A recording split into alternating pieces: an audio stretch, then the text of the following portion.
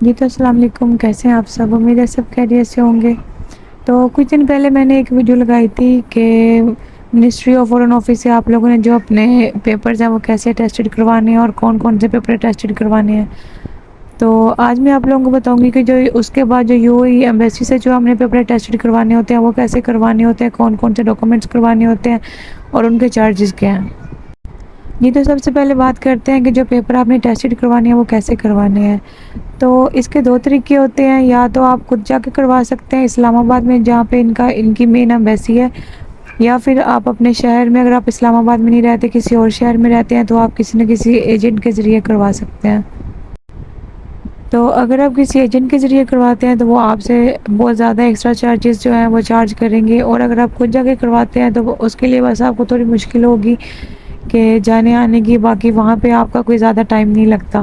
لیکن آپ کوشش کیجئے کہ ٹائم سے جائیے، اور جو آپ کی کرنسی ہے اس کو آپ ڈالرز میں کنورٹ کروا کے لے کے جائیے۔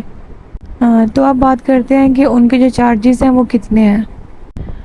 سب سے پہلے تو یہ کہ آپ کا خود کا ایمبیسی جانا لازم نہیں ہے، آپ کسی ایجنٹ کے تھرو بھی کروا سکتے ہیں، اور اگر آپ خود جانا چاہیں تو خود بھی جا سکتے ہیں۔ لیکن اگر آپ ایجنٹ کے تھرو کرواتے ہیں تو وہ آپ سے، اگر ایمبیسی والے $40 چارج کرتے ہیں یعنی پاکستانی روپیز 11,000، تو آپ سے جو ایجنٹ ہے وہ آپ سے 16,000 لے گا، یعنی 16,000 لے گا پاکستانی روپیز میں۔ تو ایمبیسی والے ڈالرز میں چارج کرتے ہیں، وہ پاکستانی روپیز نہیں لیتے ہیں، تو وہ $40 ایک آپ کے جو ڈاکومنٹ ہے اس کا چارج کرتے ہیں۔ تو اگر آپ کا ایک ڈاکومنٹ ہے جو آپ نے ٹیسٹڈ کروانا ہے تو اس کے وہ $40 چارج کرتے ہیں، لیکن اس کے لیے آپ کو $3 کم سے کم آپ کے پاس ایکسٹرا ہونے چاہیے، کیونکہ وہاں پہ اور بھی ضرورت پڑ سکتی ہے۔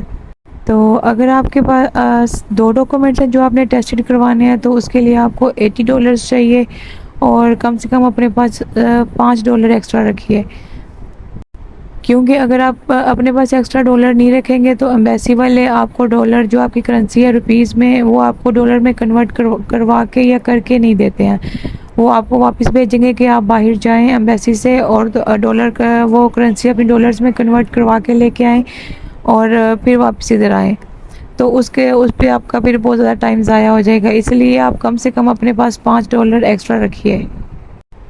تو جو ایمبیسی ہے وہ منڈے سے فرائیڈے تک اوپن ہوتی ہے، ادروائز سیٹرڈے سنڈے وہ کلوز ہوتی ہے، تو سیٹرڈے سنڈے کو آپ مت جائیے، آپ کا ٹائم ضائع ہوگا۔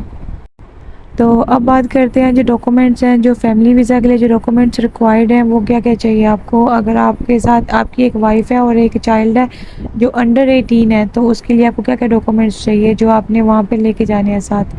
تو جو ہسبینڈ وائف ہے ان کا ایک وہ میرج سرٹیفکیٹ اوریجنل جو فورن آفس سے ٹیسٹڈ کیا ہوا ہوگا وہ چاہیے، ہسبینڈ وائف کے پاسپورٹ کی کاپیز چاہیے، اور ان کے ID کارڈز کی کاپیز چاہیے، اور جو آپ کا چائلڈ ہے اس کا برتھ سرٹیفکیٹ چاہیے جو فورن آفس سے ٹیسٹڈ کیا ہوا ہوگا اوریجنل، اور اس کے ساتھ اس کا پاسپورٹ اوریجنل چاہیے اور اس کے پاسپورٹ کی کاپی چاہیے۔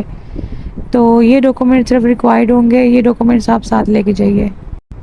اگر ویڈیو اچھی لگی ہو یا اس سے آپ کو کوئی انفارمیشن ملی ہو تو میرے چینل کو ضرور سبسکرائب کیجیے، ویڈیو کو لائک کیجیے، شیئر کیجیے۔ بہت شکریہ، اللہ حافظ۔